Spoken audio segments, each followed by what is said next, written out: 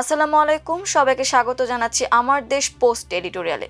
আপনাদের সঙ্গে আছি আমি হুমায়রা নাওচিন। আল জাজিরার অবলম্বনে মোতালেব জামালির লেখা পোস্ট এডিটোরিয়ালটির শিরোনাম, যুদ্ধে ইরানকে যেভাবে সাহায্য করছে চীন রাশিয়া। চলুন দর্শক বিস্তারিত জেনে নেওয়া যাক। ইরানের সঙ্গে চীন ও রাশিয়ার কৌশলগত সম্পর্ক দীর্ঘদিন, কিন্তু যুক্তরাষ্ট্র ও ইসরায়েলের চলমান আগ্রাসনের বিরুদ্ধে ইরানকে চীন ও রাশিয়া কোনো সহযোগিতা করছে কিনা তা নিয়ে অনেকের মনেই কৌতূহল রয়েছে। কারণ ইরান অথবা চীন ও রাশিয়ার পক্ষ থেকে এ ব্যাপারে কোনো কথা বলা হচ্ছে না। কিন্তু মার্কিন প্রেসিডেন্ট ডোনাল্ড ট্রাম্প বলেছেন রাশিয়া হয়তো ইরানকে কিছুটা সহযোগিতা করছে। মার্কিন কর্মকর্তারাও দাবি করেছেন যুক্তরাষ্ট্রের প্রতিদ্বন্দ্বী দুই পরাশক্তি যুদ্ধে নীরবে ইরানকে সহযোগিতা করছে। তবে রাশিয়ার প্রেসিডেন্ট ভ্লাদিমির পুতিন সম্প্রতি মার্কিন প্রেসিডেন্ট ডোনাল্ড ট্রাম্পের সঙ্গে টেলিফোন আলাপের সময় ইরানকে মস্কোর গোয়েন্দা তথ্য দিয়ে সহযোগিতার অভিযোগ অস্বীকার করেছেন। অন্যদিকে সম্প্রতি তিনজন ঊর্ধ্বতন মার্কিন কর্মকর্তা ওয়াশিংটন পোস্টকে বলেছেন রাশিয়া ইরানকে সংবেদনশীল গোয়েন্দা তথ্য সরবরাহ করছে, যার মধ্যে মধ্যপ্রাচ্যে মার্কিন যুদ্ধজাহাজ এবং বিমানের সুনির্দিষ্ট অবস্থানও অন্তর্ভুক্ত। এ ধরনের তথ্য সরবরাহ ইরানের সঙ্গে মস্কোর কৌশলগত জোটের চেয়েও বেশি কিছুর ইঙ্গিত দেয়। নতুন এই কৌশলের মাধ্যমে রাশিয়া যুক্তরাষ্ট্রের সঙ্গে সামনাসামনি লড়াই ছাড়াই ইরানের পক্ষে যুদ্ধ করছে। এটি এমন একটি যুদ্ধ যেখানে ট্যাঙ্ক বা ক্ষেপণাস্ত্র দিয়ে নয়, বরং রাডার, বিম, স্যাটেলাইট ফিড সহ অত্যাধুনিক তথ্য প্রযুক্তি দিয়ে লড়াই করা হয়। চীনও ইরানকে একই ধরনের সহায়তা দিচ্ছে। তারা ইরানের মাধ্যমে যুক্তরাষ্ট্রের সঙ্গে লড়াই করছে।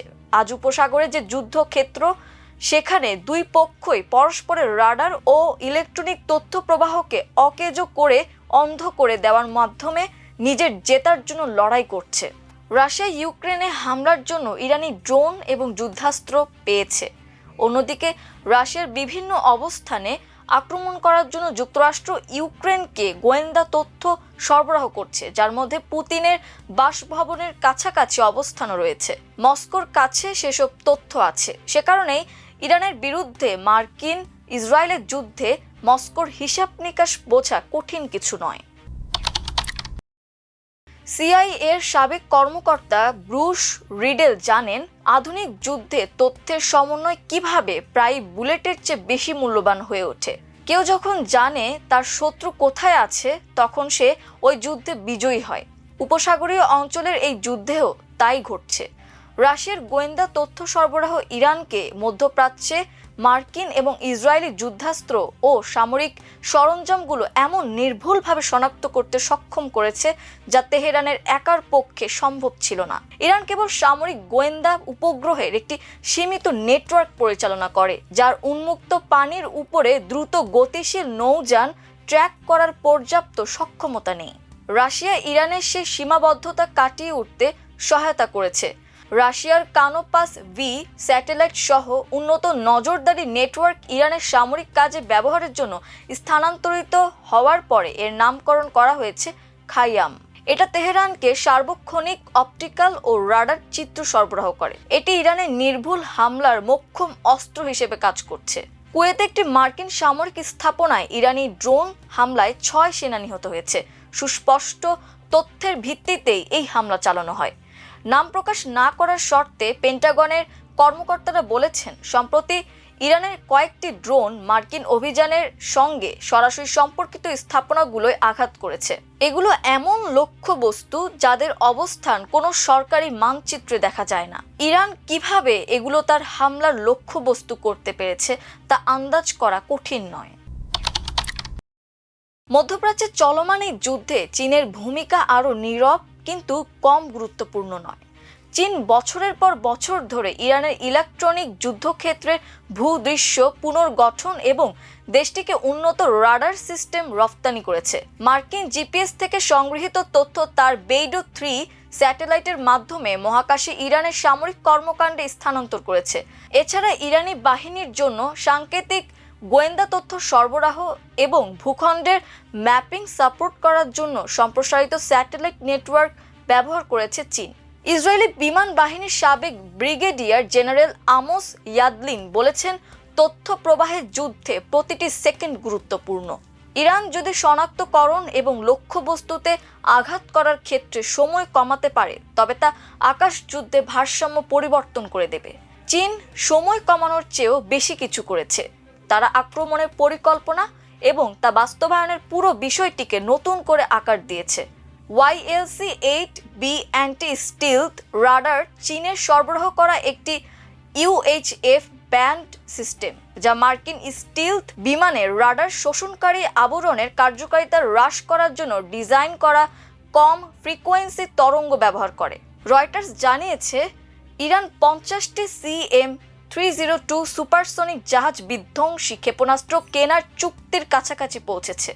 চীনের YZ-12 এর রপ্তানি রূপ, যা ম্যাক 3 গতিতে চলতে এবং সাগরে স্কিমিং করতে সক্ষম, এটি জাহাজের প্রতিক্রিয়া জানানোর সক্ষমতাকে কয়েক সেকেন্ডের মধ্যে সংকুচিত করে।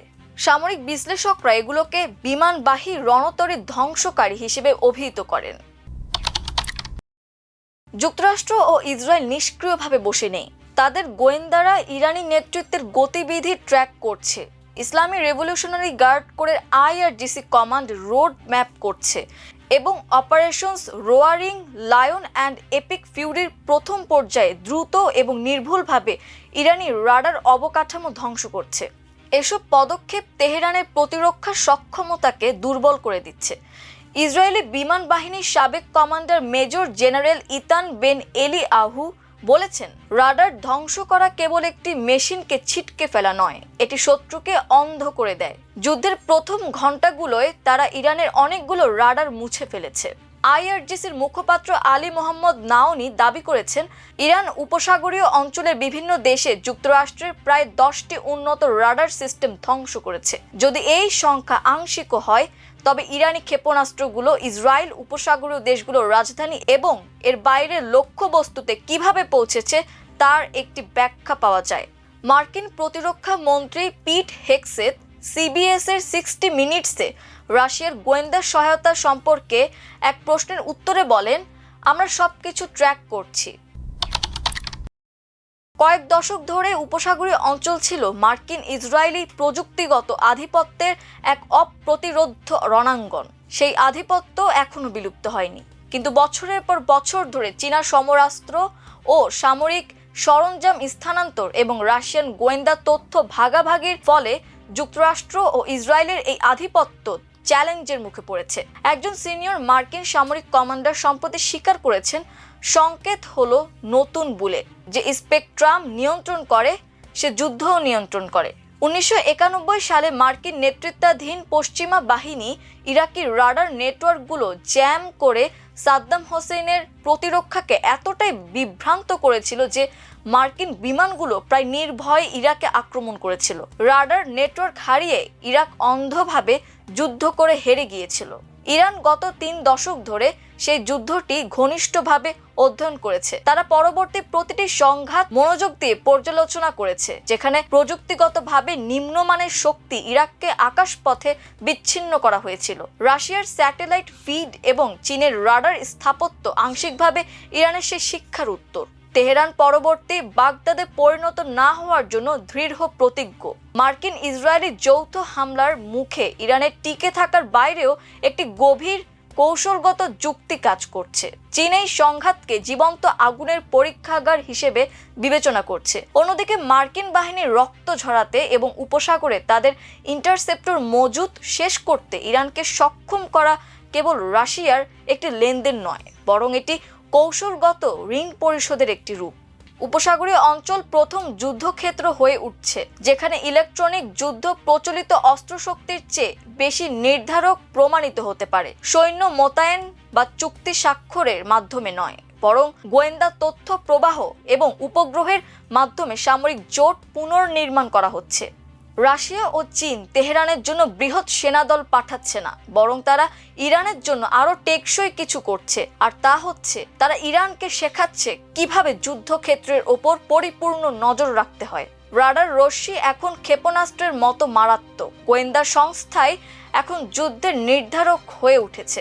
এ ধরনের একটি যুদ্ধের ইঙ্গিত দিয়ে ইরান এমন সমতার জন্য লড়াই করছে যা এর আগে দেখা যায়নি, এবং এর অংশীদাররা প্রথমবারের মতো ইরানকে এই সক্ষমতা প্রদান করছে। দর্শক, এই ছিল আমাদের আজকের পোস্ট এডিটোরিয়ালে। এতক্ষণ আমাদের সঙ্গে থাকার জন্য অসংখ্য ধন্যবাদ। আল্লাহ হাফিজ।